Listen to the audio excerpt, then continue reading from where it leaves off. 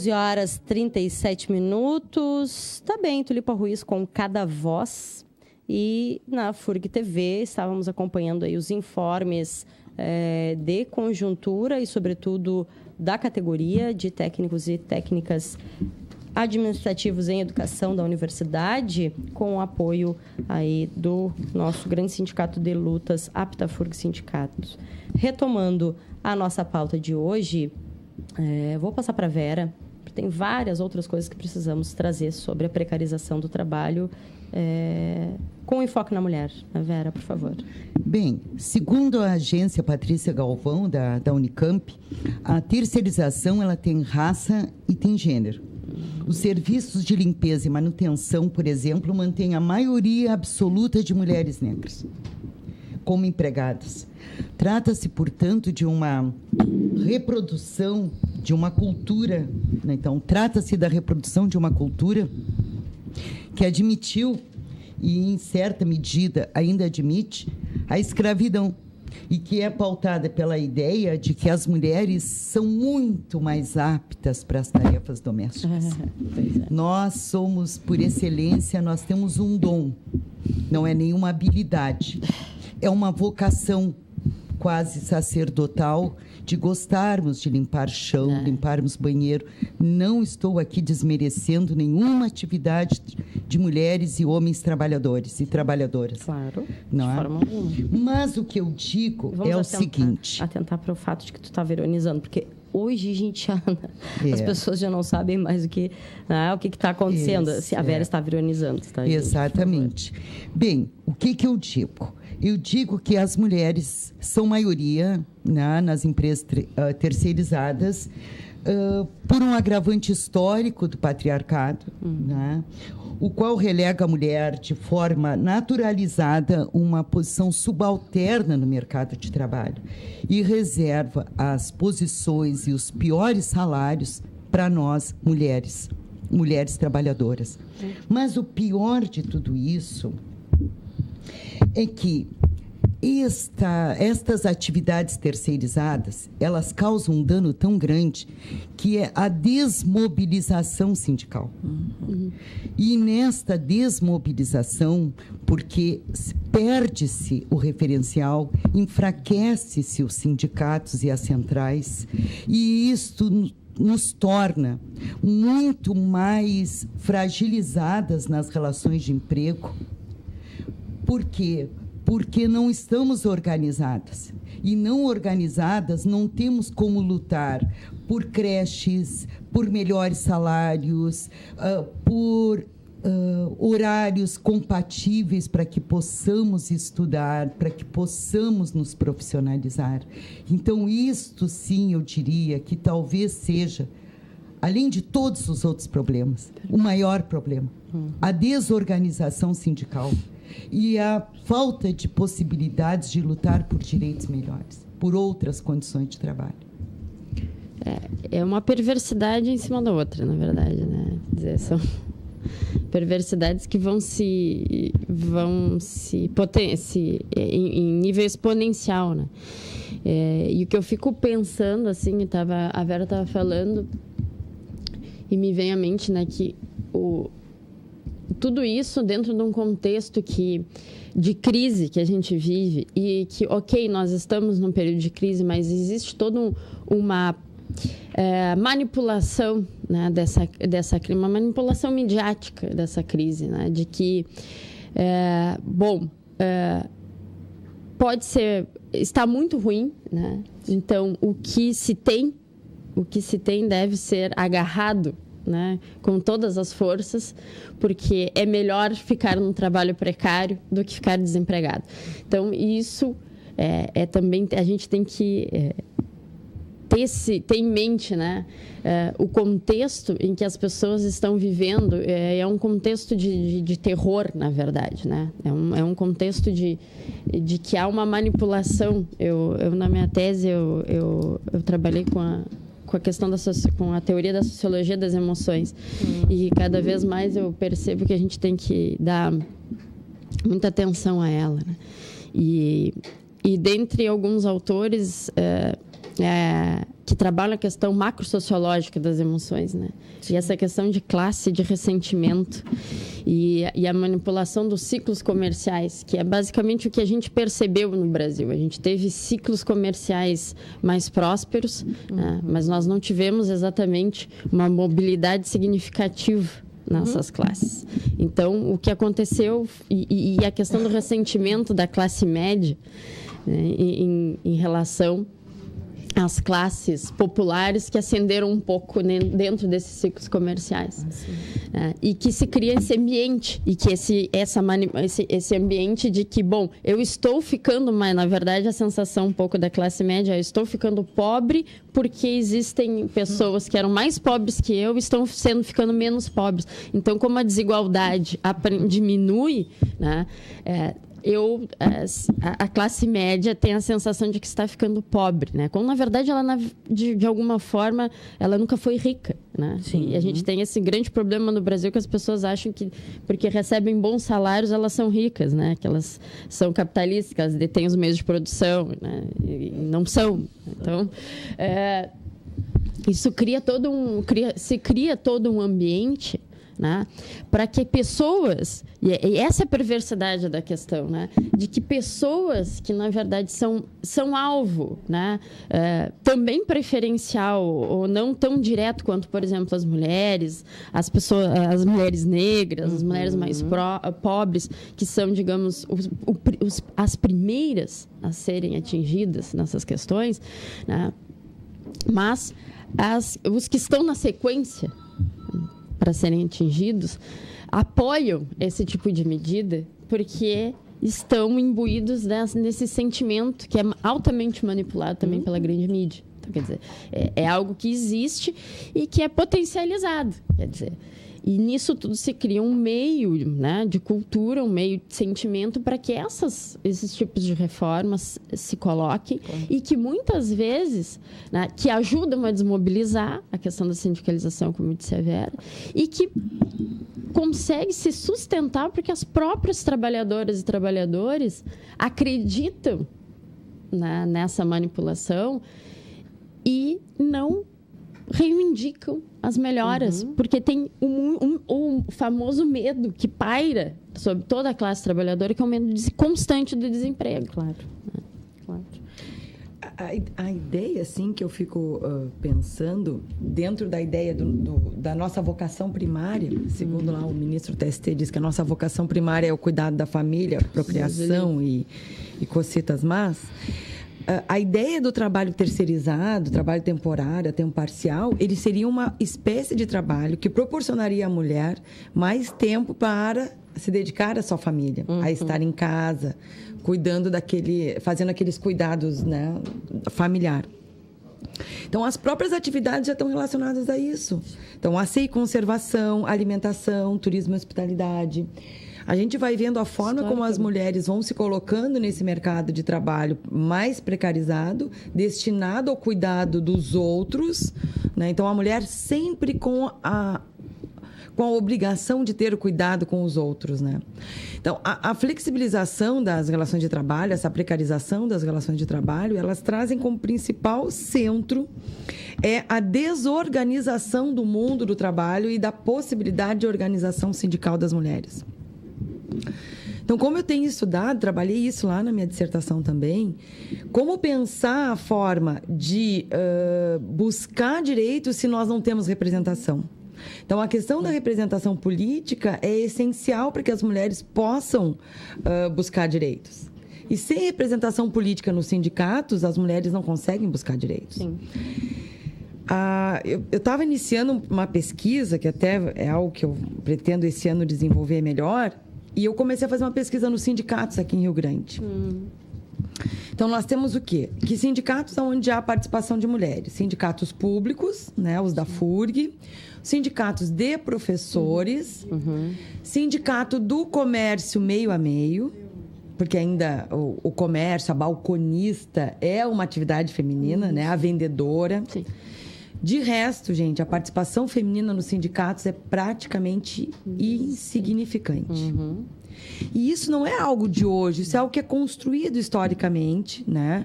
Porque quando há, e aí a Elisa fala lá das grandes guerras, o momento onde as mulheres passam, então, a ocupar um espaço no mercado de trabalho, os homens, eles se opõem a essa participação feminina no mercado de trabalho. Nós éramos concorrentes, que estávamos tirando as vagas de trabalho. Então, se a gente for pensar lá década de 20, década de 30, início da formação do movimento sindical no Brasil, o pensamento do movimento sindical era: nós precisamos proteger as mulheres.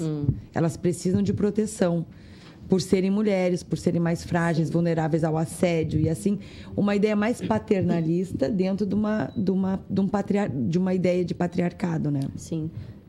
É a lógica que segue até hoje, e aí até nos espaços educacionais, espaços sindicais, infelizmente, mundo do trabalho, que é justamente isso. Vamos proteger a menina ou a mulher pela sua fragilidade, pelas possibilidades de sofrer assédio, e não mudar a cultura patriarcal, né? Misógina. É que, historicamente, a questão do trabalho feminino, ela sempre esteve atrelada às ocupações que, historicamente, as mulheres têm no mercado de trabalho, né?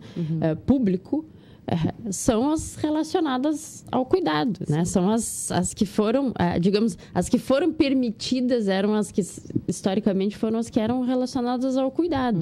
As enfermeiras, as professoras. Então, quer dizer, e isso... Aí a questão é, isso com maior ou menor grau vem se perpetuando. A gente percebe algumas ampliações, mas em grande medida elas estão sempre relacionadas, né? Quer dizer assim, as mulheres hoje ocupam, por exemplo, cargos de professor no ensino superior, mas nós seguimos sendo professores. Né? Então, quer dizer assim, essa questão e sem contar a questão da remuneração desigual, né? Quer dizer, mesmo ocupando os mesmos cargos que os homens ocupam, né? Mesmo que sejam nessas ocupações que são tidas como tipicamente, né, entre aspas, estou ironizando, femininas, se um homem exercer esse cargo, né, ele vai ganhar mais. Né? Então, quer dizer assim, nem mesmo nas profissões que são tidas como vocacionadas para as mulheres, nós conseguimos ser mais valorizadas do ponto de vista do salário, da remuneração e da valorização nas carreiras. Né? Mas olha só, eu estava lendo uma notícia ontem, a Netflix vai indenizar a atriz da The Crow, porque ela ganhou menos que o ator que faz o príncipe. Sim, exato. E ela fazia o papel da rainha. Então, dizer, e principal, isso... uma notícia assim, e alguns disseram que não é verdade. Né? Eu gostaria de trazer alguns dados. Nós temos no Brasil mais de 12 milhões de trabalhadores e trabalhadoras terceirizados. Enquanto um trabalhador do emprego direto, ele permanece uma média de 6 anos, um trabalhador, uma trabalhadora terceirizada, ela fica 2,6 de tempo desses 6 anos. Ou seja, aproximadamente um quarto do tempo. Bem, não, um quarto de tempo. Então, ela fica mais, ela fica, essa terceirizada, ela fica bem menos de 6 anos, né? Claro, sim. Bem, a cada 10 acidentes de trabalho, 8 acidentes são de trabalhadores terceirizados. Então, esses índices são dados pelo DIEESE. Né? Então, se um homem trabalhador, ele ganha 30% menos enquanto terceirizado na mesma atividade laboral, sim, as mulheres chegam a ganhar mais de 40% menos do salário na mesma atividade. Então, tenhamos assim muito claro do que representa a terceirização na vida das mulheres, não é? E quanto este golpe no país, ele trouxe de coisas ruins para todos os trabalhadores, mas nós tivemos perdas muito maiores, né? Como já foi discutido aqui, a questão da PEC 181, não é? A questão da terceirização, a questão dos não subsídios para moradia, para a educação, que nos atinge de forma cruel. Sim. Só um dado bem rapidinho em relação a... Já que nós temos a concordância de que as mulheres são a maioria no trabalho terceirizado. Então, são elas as que mais sofrem com a ausência de férias, por exemplo. No trabalho terceirizado, como as férias podem ser concedidas até 1 ano e 11 meses após o início do contrato de trabalho, sim, na terceirização é comum que um órgão público troque de empresa terceirizada a cada 1 ano e meio, 1 ano. Sim, sim. E essas pessoas continuam trabalhando no mesmo tomador de serviço com outra empresa. Elas podem ficar 10 anos sem tirar férias. Sim, porque recebem a indenização. E como e a Vera já trouxe os dados, né? Se é terceirizado, o homem recebe até 30% a menos, a mulher 40% a menos. Então, justamente por esses motivos, a indenização das férias acaba parecendo bastante interessante. Com certeza. Eu não posso me dar ao luxo, porque já parece luxo, gozar de férias. Não posso me dar ao luxo de ficar 20 ou 30 dias descansando. Eu vou pegar esse dinheiro que estão me oferecendo, porque para mim é melhor. Claro. E aí a questão da saúde do trabalhador Sim. E aí envolve a questão dos acidentes. Por que de cada 8 acidentes, de cada 10, 8 são no trabalho terceirizado? Claro. Gurias, 7 minutinhos para a gente acabar. Então, vou pedir, enfim, para que vocês... Sei que a temática, né, a abordagem do tema, talvez tenha que voltar em outros momentos, mas para a gente conseguir concluir este dia. O que eu gostaria de concluir nessa linha que a gente estava falando agora por último, essa questão também da gente... das pessoas parecerem que começam a compreender os direitos como privilégios, né? Essa distorção, né? Então, é isso que... É um tanto disso também que a gente fala. Essa questão da organização, né? E do papel da grande mídia, que está representando setores hegemônicos da nossa economia, que tem interesses, né, sobretudo do lucro acima de qualquer coisa, acima das questões humanas.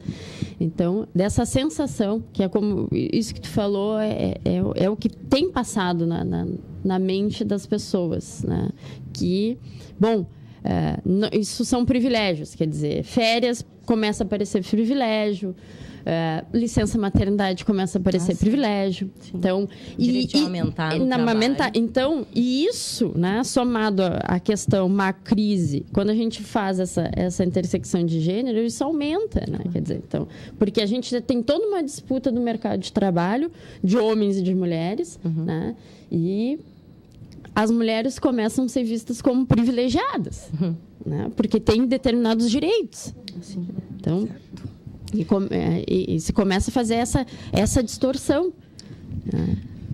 Posso dar a minha finalização? Bem, então a ideia que eu queria trazer hoje, assim, além de tudo isso que a gente já tratou, é de que nós mulheres, né? Porque deve partir de nós essa ideia, de que nós precisamos de representação política, nós precisamos participar dos sindicatos, nós precisamos discutir os nossos direitos e, a partir disso, buscar inserção, né? Participar do movimento sindical, participar dos sindicatos. É a nossa voz, né? É o nosso momento de dizer, a gente está aqui, a gente está nas piores condições, a gente precisa de reconhecimento e de redistribuição de direitos, né? Então, é isso. E muito obrigada. Até o mês que vem. Nós que agradecemos. Eu também fico me despedindo e digo que a palavra, neste momento, é resistência. É resistir, resistir e resistir, resistir a este golpe, resistir a estas leis perversas, e realmente este é o momento de que tenhamos a possibilidade, que busquemos essas condições, não só de fazer parte dos movimentos sindicais, movimentos populares, mas que também no momento de eleger que nós também possamos eleger mulheres que nos representem, mulheres do nosso campo, mulheres da esquerda, mulheres que possam trabalhar no sentido de que possamos ter outras possibilidades, outras condições enquanto mulheres. Ótimo recado. Eu vou aproveitar rapidamente 1 minutinho, porque tem tudo a ver com isso. Tem nas redes sociais, Facebook, tá rolando essa resenha, tá, sobre o filme Eu Não Sou um Homem Fácil. Tá? Eu sei que está disponível na Netflix. Não sei se tem outras formas de acessar. Vou trazer um trechinho, tá? A publicação de Leandra Firmiano, compartilhei nas redes. Ela diz: esse filme fala sobre um homem machista e mulherengo que certo dia acorda e o mundo está do avesso. Nesse novo mundo, homens são cantados na rua, menosprezados no trabalho, assediados e reprimidos de todas as formas. São eles que passam horas se produzindo para as mulheres, cuidam da aparência, sentem medo ao andar sozinhos nas ruas e são condenados por atitudes que os transformam em homens fáceis. Nesse mundo, o protagonista está chocado ao ver mulheres, em sua grande maioria, em cargos superiores e homens como empregados domésticos, donos de casa, secretários, assistentes, etc. Aí ela traz um depoimento mais pessoal dela. Eu assisti, é bastante interessante para fazer essa reflexão. Uma boa, né? E ela ainda traz, essa menina, a Leandra, traz que, infelizmente, precisamos...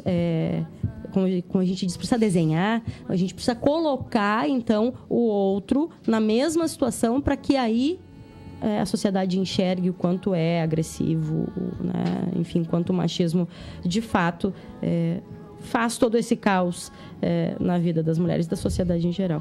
Então, vale a dica, né, de hoje aqui. E o nosso agradecimento para as gurias aqui. Vida longa ao Mulheres do Direitos aqui no Paralelo. Obrigada. Tá 11h59. Ficamos por aqui com o Me Deixa, a versão das Chicas. Amanhã tem mais Paralelo, 30 às 11 horas.